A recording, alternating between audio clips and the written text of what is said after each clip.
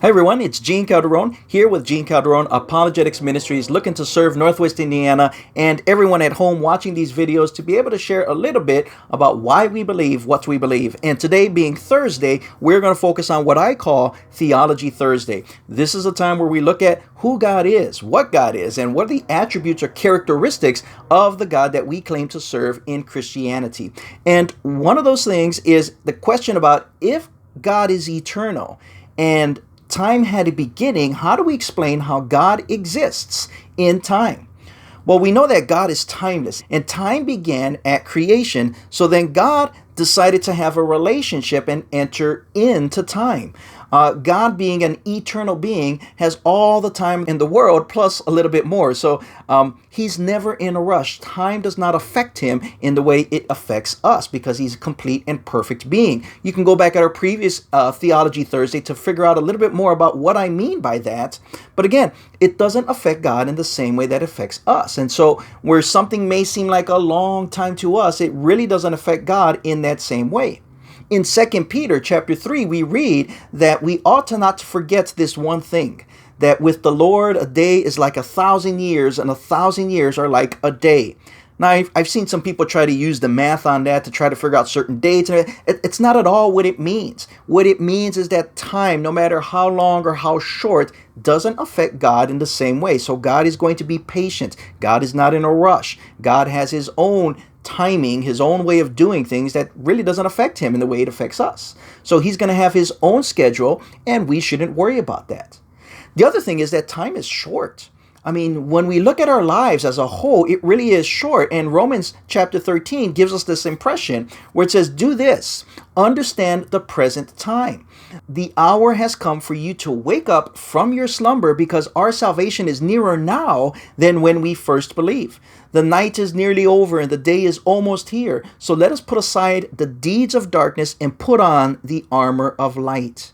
Now that can be a comfort to those who are exhausted or burnt out or trying to do the ministry, trying to share the word, it is tiring. On the other hand, it's an incentive to the lazy people who just have been not doing much at all when we find out that time is short. So the question is, what have we done with our own time? Because we're all going to be called into account. So that is an incentive for us to be able to live for the eternal things, when God is going to be able to shower us all the kindness and the grace that he has to offer. But for those who are outside of Christ, time is our worst enemy. And now is the time to be able to come to know who God is, and the fact that he sent his one and only son to die a death to pay for the penalty of our sins, so that we can then enter into his presence.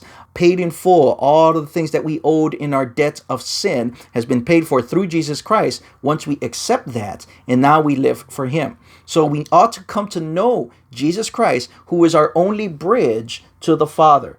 Other than Christ, we are completely separated from the Father, and that would be a sad, sad day. And again, with time being against us, we need to make that kind of decision right now. If you have any questions on this, please feel free to reach out and ask us questions. What do you think about time and the urgency that we all should have with our time to be able to follow, know, and understand and just love God for all that he is, and his only son, Jesus Christ, who bridged that gap for us to be able to enter into his presence. Very important, first of all, to understand time and the fact that time is really working against us.